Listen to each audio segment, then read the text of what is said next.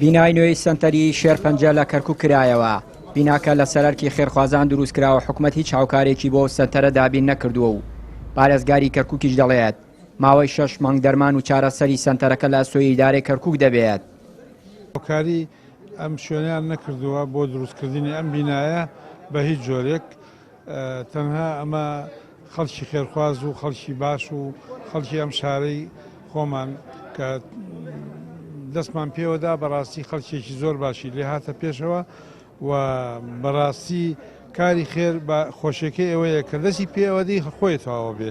ملیار و 400 میلیۆن دینار تەکلیفی کردووە، تاوەکو ئێستا خۆشمان نازانین چۆنی ئەو پارەیە هاتووە و چۆن ئەو شتە جوانەمان دروست کردو بۆ ئەم شارە. احنا دعمنا المستشفى الآن بأدوية لمدة 6 أشهر. 6 أشهر من المحافظة، وطبعا طلبنا منهم يعدون لنا كشف للأجهزة، وسنذهب إلى وزارة الصحة شخصيا للحصول على الدعم. أنا سأذهب إلى وزير الصحة للحصول على الدعم لهذا المستشفى. بەڕێوەبەری سەنتەری شێرپەنجە لە کەرکووک ئاشکرای دەکات ساڵانە نزیکەی 2000 توش بوو تۆمار دەکرێت و مانگانە 2500 نەخۆش سەردانی سەنتەرەکە دەکات بە مەبەستی وەرگرتنی چارەسەر. تا دێتە ئامارەکانی نەخۆشی شێرپەنجە لە کەرکووک ڕوو لە زیادبوونەوە و حکوومەتیش وەکو پێویست نەیتوانیوە هاوکاری سەنتەری شێرپەنجە لە کەرکووک بکات.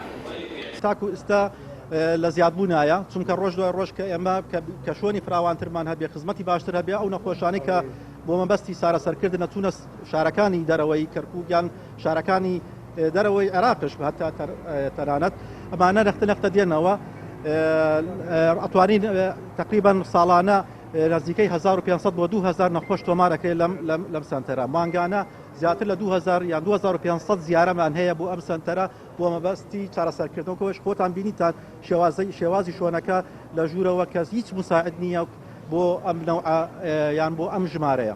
بەهۆی خراپی پیسبوونی ژینگە لە کەرکووک و زۆری دووکەڵ و مادەژە هراویەکانی نەوت ئامارەکان زیاتر دەبن و مەترسی بڵاوبوونەوەی زیاتری نەخۆشی شێرپەنجە دەکرێت.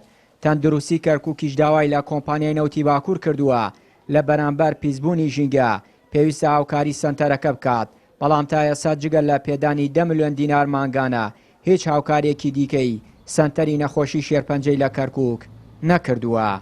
چیانوری کەناڵی ئاسمانی پەیام، کەرکووک.